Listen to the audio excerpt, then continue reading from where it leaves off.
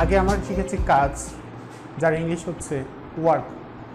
শক্তির ইংলিশ হচ্ছে এনার্জি, তারপরে লাস্টে ক্ষমতা আছে, ক্ষমতা হচ্ছে পাওয়ার। তো শক্তি বা এনার্জি কাকে বলে? কোনো একটা বস্তুর কাজ করতে পারে কিনা, আমি কাজ করতে পারি কিনা, আমি এখানে পড়াচ্ছি, আমি পড়াতে পারি কিনা, সেটা নির্ধারিত হচ্ছে আমার শক্তি আছে কিনা। আমার যদি পড়ানোর শক্তি না থাকতো আমি কিন্তু পড়াইতে পারতাম না। সুতরাং এই যে আমি পড়াইতে পারতেছি, আমার এই পারার সামর্থ্যটাই হচ্ছে আমার শক্তি। অর্থাৎ আমি যে কাজ করতে পারতেছি, এই কাজ করার সামর্থ্যই হচ্ছে আমার শক্তি। সে কারণে সংজ্ঞাটা এরকম যে কোনো বস্তুর কাজ করার সামর্থ্যকে ওই বস্তুর শক্তি বলা হয়।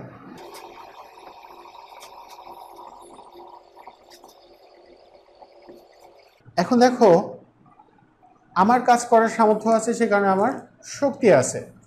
আমি ধরো অনেক শক্তিশালী একটা মানুষ, তো আমি সকালে উঠে কাজ করতে লাগলাম বা পড়াইতে লাগলাম। পড়াইতে পড়াইতে 10টার দিকে আমার যে ওই এনার্জি সকালে ছিল, ওই এনার্জিটা কি 10টার দিকে থাকবে কিনা?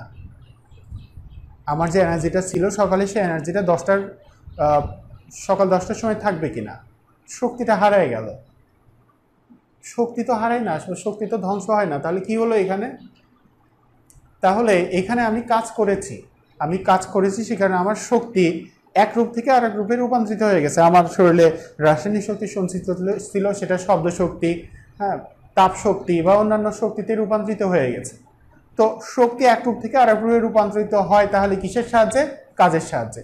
যেমন একটা ফ্যান যখন ঘোরে তখন কাজ করে, তখন শক্তি বিদ্যুৎ শক্তি থেকে শব্দ শক্তিতে রূপান্তরিত হয় এবং যান্ত্রিক শক্তিতে রূপান্তরিত হয়।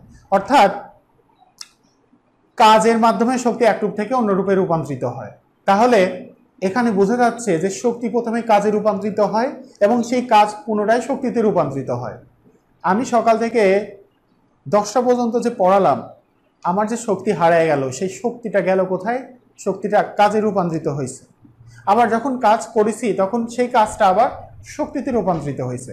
অর্থাৎ যখন কাজ করা হয় তখন শক্তিকে মূলত এক রূপ থেকে অন্য রূপে রূপান্তরিত করা হয়। অর্থাৎ কাজ এবং শক্তি একই। প্রথম শক্তি কাজে রূপান্তরিত হয় এবং কাজ পরবর্তীতে আবার শক্তিতে রূপান্তরিত হয়।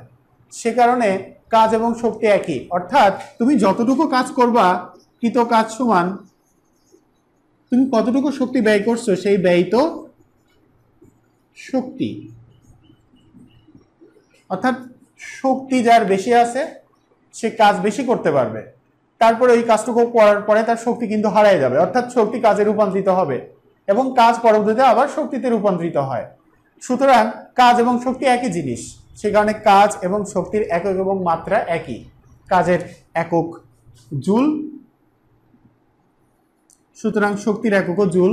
কাজের মাত্রা ml² পার t², সুতরাং শক্তির মাত্রা হচ্ছে ml² পার t²।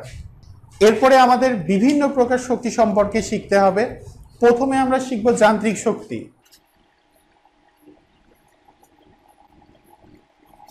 ফার্স্টে আমরা শিখব যান্ত্রিক শক্তি।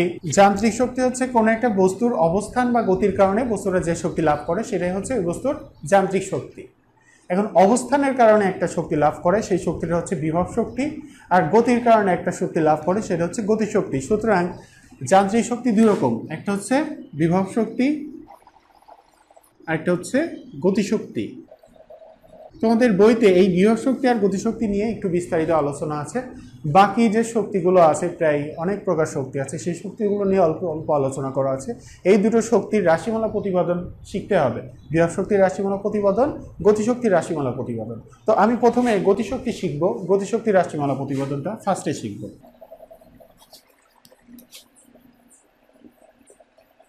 গতিশক্তি হলো গতির কারণে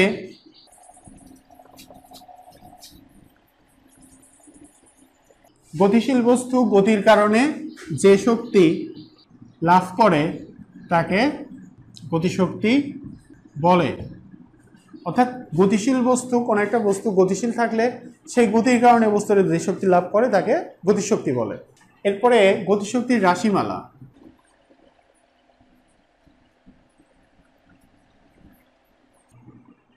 এরপরে আমাদেরকে শিখতে হবে গতিশক্তির রাশিমালা। গতিশক্তির রাশিমালা প্রতিপাদন। দেখো, এইখানে একটা বস্তু আছে, এই বস্তুটা স্থির অবস্থায় আছে। তো এই বস্তুটার ভর হচ্ছে এম ভরে কোনো একটা বস্তু স্থির অবস্থায় আছে। এম ভরের কোনো একটা বস্তু স্থির অবস্থায় আছে, অর্থাৎ আদিবেগ ইউ সমান 0।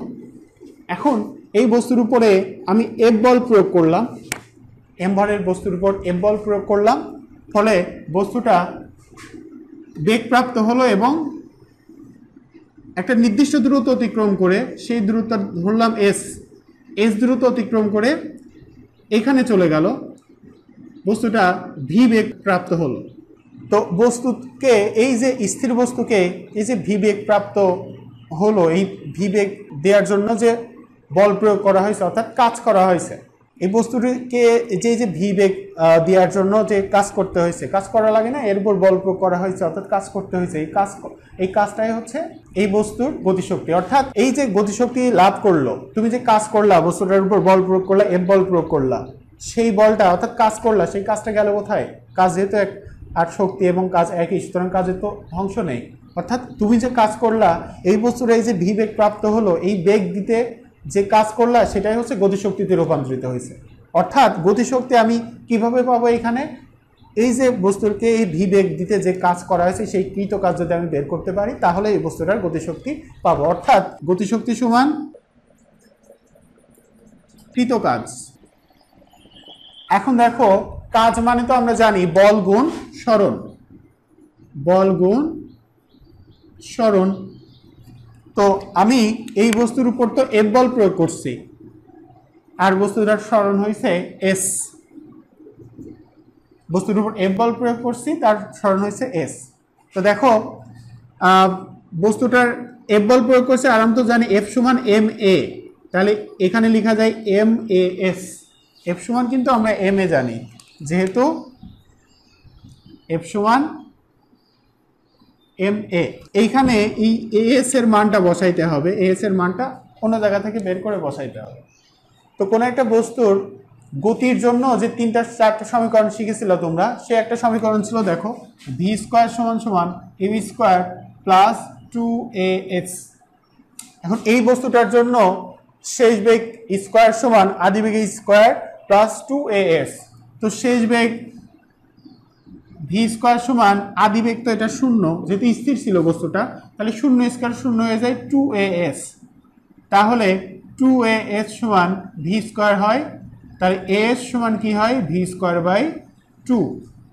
এখন এই as এর মানটা, as এর মান হচ্ছে ভি স্কোয়ার বাই 2, এখানে বসাবো। এখানে বসালে কি হয়? m into V square by 2 সমান হাফ এম ভি স্কোয়ার। এটাই হচ্ছে গতিশক্তির রাশিমালা। গতিশক্তিকে ট্রাভেলিং এনার্জি বলা হয়, টি দ্বারা প্রকাশ করা হয়, অথবা ই কে, কাইনেটিক এনার্জি ই কে দ্বারা প্রকাশ করা হয়। গতিশক্তি ই কে বা টি সমান হাফ এম ভি স্কোয়ার। এখন দেখো, হাফ এম ভি স্কোয়ার, এমটা তো এখানে ধ্রুবক, বস্তুর ভর সবসময় ধ্রুবক হয়। তাহলে এখানে যদি আমি ধ্রুবকটা লিখি, আবার সমীকরণটা আবার লিখি যে ই কে সমান হাফ এম ভি স্কোয়ার, বা ই কে সমান, দেখো এটা ধ্রুবক সমান, ধ্রুবক আর সমান চিহ্ন, এটা তো হাফ তো সবসময় ধ্রুবক, ধ্রুবক আর সমান চিহ্নের পরিবর্তে কি হয়? সমানুপাতিক চিহ্ন হয়, অর্থাৎ ভ্যারিদাস ভি স্কোয়ার, বা ই কে ভ্যারিদাস বেগের স্কোয়ার। অর্থাৎ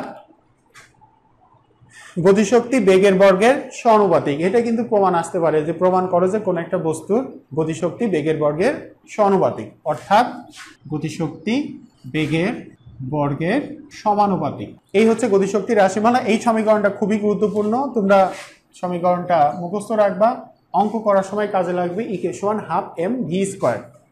এরপরে আমাদেরকে শিখতে হবে বিভব শক্তি। বিভব শক্তি হচ্ছে এই যে কলমটা, এই কলমটা আমি মাটি থেকে উপরে তুলেছি, তো মাটি থেকে উপরে তুললাম, ছেড়ে দিলে আমার মাটিতে পড়বে। কেন? ছেড়ে দিলে যে মাটিতে যাচ্ছে, যাওয়ার জন্য তো একটা কাজ করতেছে, এই কাজ করার শক্তিটা পেলো কোথায়? শক্তিটা কোথায় পেলো? এই বস্তুটা মাটি থেকে যখনই উপরে তুলেছি, এই বস্তুটার ভিতরে একটা শক্তি সঞ্চিত হয়ে গেছে, এটা হচ্ছে বিভব শক্তি। অর্থাৎ স্বাভাবিক অবস্থান থেকে পরিবর্তন করে যদি কোনো একটা বস্তু অন্য কোনো অবস্থানে নেওয়া হয়, তাহলে বস্তুটার ভিতরে যে শক্তি সঞ্চিত হয় সেটা হচ্ছে বিভব শক্তি। আরেকটা সংজ্ঞা আছে, সেটা হচ্ছে একটা স্প্রিংয়ে যদি টেনে ছেড়ে দেওয়া হয় তাহলে কি আবার আগের অবস্থায় ফিরে যাবে না? তো আগের অবস্থায় ফিরে যাওয়ার শক্তি কোথায় পাইলো? সরে যাওয়ার জন্য যে একটা গতিশক্তি দরকার, ওটা কোথায় পাইলো? তুমি যে কাজ করলা, টানলা, অর্থাৎ স্বাভাবিক অবস্থার পরিবর্তন করলা, ফলে বস্তুটার ভিতরে একটা শক্তি সঞ্চিত হয়েছে, সেটা হচ্ছে বিভব শক্তি।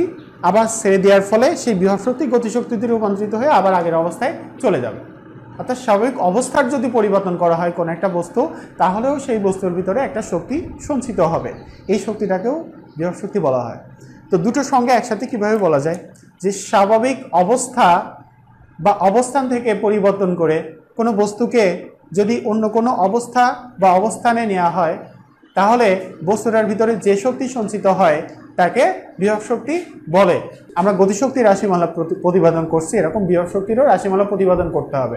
বিভব শক্তির রাশিমালা দুটো, একটা হচ্ছে স্বাভাবিক অবস্থান পরিবর্তনের জন্য বিভব শক্তির রাশিমালা, আর একটা হচ্ছে স্বাভাবিক অবস্থার পরিবর্তনের জন্য স্বাভাবিক অবস্থান পরিবর্তনের জন্য বিভব শক্তির রাশিমালা এবং স্বাভাবিক অবস্থার পরিবর্তনের জন্য বিভব শক্তির রাশিমালা।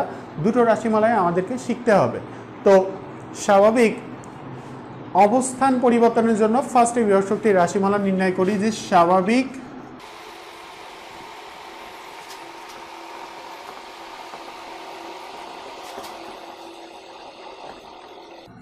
স্বাভাবিক অবস্থান বলতে মাটি বোঝায়, ভূমি বোঝায়। ধরো এটা হচ্ছে ভূমি, এখানে কোনো একটা বস্তু আছে, এ বিন্দুতে একটা বস্তু আছে, ভূমির এ বিন্দুতে। এই বস্তুটা আমি এইখান থেকে এখানে তুলে নিলাম, এ থেকে বি বিন্দুতে তুলে নিলাম। এ থেকে বি এর উচ্চতা হচ্ছে এইচ। এই বস্তুটার ভর হচ্ছে এম ভরের কোনো একটা বস্তু আমি এ বিন্দু থেকে এইচ উচ্চতায় বি বিন্দুতে উঠালাম। এই যে আমি এ থেকে বিতে যে উঠালাম বস্তুটা, কাজ করতে অবশ্যই হবে। এ থেকে বি বিন্দুতে উঠাতে কাজ করতে হবে না? এখন এই কাজটা গেল কোথায়? কাজের তো শেষ নেই, ধ্বংস নেই। তো কাজটা গেল কোথায়? এই কাজটা এই বস্তুর ভিতরে জমা হবে। সেই জমা শক্তিটাই হচ্ছে বিভব শক্তি। অর্থাৎ বিভব শক্তি সমান আমি এ থেকে বি বিন্দুতে তুলতে যে কাজ করছি সেই কাজ, কৃত কাজ। এখন কাজ মানে হচ্ছে বল গুণ সরণ। এখানে কোন বলটা হবে? এই বলটা হচ্ছে অভিকর্ষজ বল হবে। অভিকর্ষজ বল হবে। অভিকর্ষজ বল হচ্ছে ওজন। অভিকর্ষ বলটা জানি, আমাদের ওজনটাই হচ্ছে অভিকর্ষজ বল, কারণ আমাদের পৃথিবী যে বল আমাদেরকে টানছে সেটাই আমাদের ওজন। এটাই তো অভিকর্ষজ বল। বল গুণ সরণ আগে লিখি, তারপরে বল মানে হচ্ছে ওজন, আর সরণ মানে এখানে উচ্চতা, এইচ সরণ হয়েছে, আর বলটা হচ্ছে ওজন। ওজন তো ডাব্লু, আর উচ্চতা হচ্ছে এইচ। আবার ডাব্লু মানে ডাব্লু সমান এমজি, ক্লাস 8-এ আমরা শিখেছি ডাব্লু সমান এমজি। তাহলে এখানে ডাব্লু এর পরিবর্তে আমি লিখব যে এমজি আর এইচ। অর্থাৎ বিভব শক্তিকে ই পি দ্বারা প্রকাশ করা হয়, পটেনশিয়াল এনার্জি। ইপি সমান এমজি এইচ। এটাই হচ্ছে স্বাভাবিক অবস্থান পরিবর্তনের জন্য বিভব শক্তির রাশিমালা। 2 মার্কের প্রশ্নটা আসতে পারে। প্রথমে লিখবা যে মনে করি এম ভরের কোনো একটা বস্তু এ অবস্থান থেকে এইচ উচ্চতায় বি অবস্থানে তোলা হলো। এ থেকে বিতে তুলতে কৃত কাজই হবে বস্তুতে সঞ্চিত বিভব শক্তি। অর্থাৎ বিভব শক্তি সমান কৃত কাজ, কাজ সমান বল গুণ সরণ। এখানে বল কোনটা হবে? অভিকর্ষজ বল, আর সরণের জায়গায় উচ্চতা, অর্থাৎ ডাব্লুএইচ, ডাব্লু মানে এমজি, এমজি এইচ, অর্থাৎ ইবি সমান এমজি এইচ। এরপরে আমাদের শিখতে হবে যে স্বাভাবিক অবস্থান পরিবর্তনের না, স্বাভাবিক অবস্থা পরিবর্তনের জন্য বিভব শক্তির রাশিমালা। এখন এই রাশিমালাটা আসলে তোমাদের সমাকলন শিখতে হবে। সমাকলন শিখলে ভালো করে বুঝবা। তারপরে আমি বোঝানোর চেষ্টা করি। দেখো একটা স্প্রিং এর উদাহরণ দিছিলাম, স্প্রিং দিয়ে বুঝাই। এই একটা স্প্রিংটার আমি এই প্রান্ত ধরে আমি যদি টান দিই, তাহলে স্প্রিংটা হয়তো এরকম হবে। অর্থাৎ স্বাভাবিক অবস্থাটা আমি পরিবর্তন করলাম। এখন মনে করি যে আমি এর উপরে এফ বল প্রয়োগ করেছি, এফ বলে টান দিয়েছি, এফ বলে, ফলে বস্তুটার যে আদি অবস্থা ছিল তার থেকে এক্স বিকৃতি হয়েছে, অর্থাৎ এক্স টুকু বড় হয়ে গেছে, এক্স পরিমাণ বড় হয়ে গেছে। তো দেখো এই যে এক্সটা কি হবে, এই এক্সটা হবে, আমি বল আস্তে আস্তে প্রয়োগ করছি আর সরণও এরকম আস্তে আস্তে হয়েছে, মানে স্বাভাবিক অবস্থার পরিবর্তনও আস্তে আস্তে হয়েছে। তো আমি এই বলকে এফ দ্বারা, পুরো বলটাকে এফ দ্বারা যদি প্রকাশ করি, তাহলে আমি ক্ষুদ্র বলকে যদি, অর্থাৎ ছোট ছোট বল প্রয়োগ করছি, ছোট ছোট বলকে বলা হয় ডিএফ, এবং ছোট ছোট সরণ হয়েছে, ছোট ছোট সরণ হচ্ছে ডিএক্স। এই ছোট ছোট বল যোগ করলে আমার কৃত কাজ পাওয়া যাবে, কারণ বল দ্বারাই আমরা কাজ করি, আর কাজ মানেই হচ্ছে শক্তি। অর্থাৎ ছোট ছোট বল যোগ করলে, একসাথে সবগুলো বল যোগ করলে কৃত কাজ পাওয়া যাবে, অর্থাৎ বিভব শক্তি পাওয়া যাবে, এবং ছোট ছোট এই সরণগুলো যোগ করলে কি পাওয়া যাবে, মোট সরণ। অর্থাৎ যেহেতু যত বেশি বল প্রয়োগ করবা, যত বেশি বল প্রয়োগ করবা তত বেশি সরণ হবে, বল অল্প প্রয়োগ করবা সরণ অল্প হবে, বল বেশি প্রয়োগ করবা সরণ বেশি হবে। সুতরাং সমানুপাতিক সম্পর্ক বলে এটারে, অর্থাৎ এফ ভ্যারিজাস এক্স। তো সমানুপাতিক চিহ্ন তুললে একটা ধ্রুবক আসে, সেই ধ্রুবক হচ্ছে কে এক্স। এখন আমি এই যে ক্ষুদ্র ক্ষুদ্র বলগুলো যদি যোগ করি আর ক্ষুদ্র ক্ষুদ্র সরণেরও সেটা কি হবে, সমানুপাতিক হবে। অর্থাৎ ক্ষুদ্র ক্ষুদ্র বল যোগ করলে বিভব শক্তি পাওয়া যাবে, আর ক্ষুদ্র ক্ষুদ্র সরণ যোগ করলে মোট সরণ পাওয়া যাবে। এখন আমি এই ক্ষুদ্র ক্ষুদ্র বলকে সমাকলন করব 0 থেকে এফ পর্যন্ত ডিএফ, আর ক্ষুদ্র ক্ষুদ্র সরণকে সমাকলন করব, মোট সরণ পাওয়া যাবে 0 থেকে এক্স পর্যন্ত কে এক্স। সমাকলন মানে একসাথে করা, ইন্টারমিডিয়েটের গণিতের প্রথমেই অধ্যায়টা পাবা তোমরা। তো ক্ষুদ্র ক্ষুদ্র বলকে একসাথে করলে মোট বল পাওয়া যায়, অর্থাৎ মোট কাজ পাওয়া যায়, অর্থাৎ মোট শক্তি পাওয়া যায়, অর্থাৎ বিভব শক্তি পাওয়া যায়, অর্থাৎ ইপি সমান, ওই পাশে আমি যদি এখন সমাকলন করি তাহলে স্বাভাবিক অবস্থার পরিবর্তনের জন্য বিভব শক্তির রাশিমালা পেয়ে যাব। দেখো নিয়ম হচ্ছে ধ্রুবক যেটা, এখানে কে তো ধ্রুবক, কেটা হচ্ছে সামনে চলে আসে, তাহলে এখানে কি হয়, কে এক্স ডিএক্স। কে নিয়ম হচ্ছে এখানে হয় হচ্ছে সমাকলনের নিয়ম হচ্ছে এক্স কে সমাকলন করলে এক্স এর পাওয়ার 1 আছে, হয় হচ্ছে এক্স পাওয়ার 1 + 1 / 1 + 1। যদি এক্স পাওয়ার 5 থাকে তাহলে এক্স পাওয়ার 5 + 1 / 5 + 1, এখানে হয় এক্স পাওয়ার 2/2। অর্থাৎ এখানে যেহেতু এক্স এর পাওয়ার 1 আছে, সমাকলন করলে হয় এক্স পাওয়ার 2/2, এবং এখানে থার্ড ব্র্যাকেট দিয়ে 0 থেকে এক্স পর্যন্ত লিখতে হয়। তো তাহলে এখানে তারপর নিয়ম হচ্ছে একবার এক্স এর পরিবর্তে এক্স লিখবো এবং একবার এক্স এর পরিবর্তে 0 লিখবো। তাহলে এক্স এর পরিবর্তে এক্স লিখলে x²/2ই হয়, আর এখানে এক্স এর পরিবর্তে 0 লিখলে 0²/2 হয়। এটাই হচ্ছে নিয়ম, তোমরা বিস্তারিত শিখবে এসএসসিতে, এখন জাস্ট মনে রাখার জন্য, এই জিনিসটা মনে রাখার জন্য একটু শেখো। তো তাহলে এখানে হয় হচ্ছে বা ইপি সমান x²/2 আর 0²/2 মানে 0ই, কে ইন্টু x²/2ই হয়। তাহলে একসাথে লেখা যায় ইপি সমান হাফ কে এক্স স্কোয়ার। এটাই হচ্ছে স্বাভাবিক অবস্থা পরিবর্তনের জন্য কোনো একটা বস্তুতে সঞ্চিত বিভব শক্তির রাশিমালা। আর স্বাভাবিক অবস্থানের জন্য রাশিমালা পাইছিলাম ইপি সমান mg h, আর গতিশক্তির রাশিমালা পাইছিলাম হচ্ছে ইকে সমান হাফ mv²। এই সমীকরণগুলো তোমরা মনে রাখবা।